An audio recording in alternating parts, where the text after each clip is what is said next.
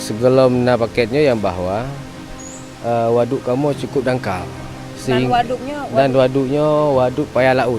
Sehingga dengan programnya, dengan paketnya yang bahwa kamu akan cukup banyak tat manfaat.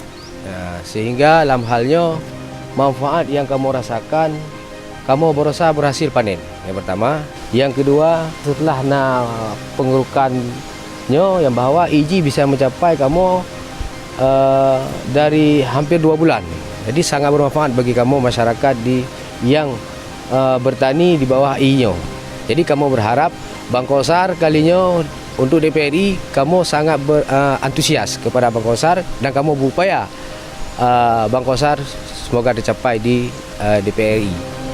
Mungkin dengan Bangkosar di DPRA beginilah sudah berbanyak berbuat di daerah kamu, mungkin DPRI lebih banyak lagi.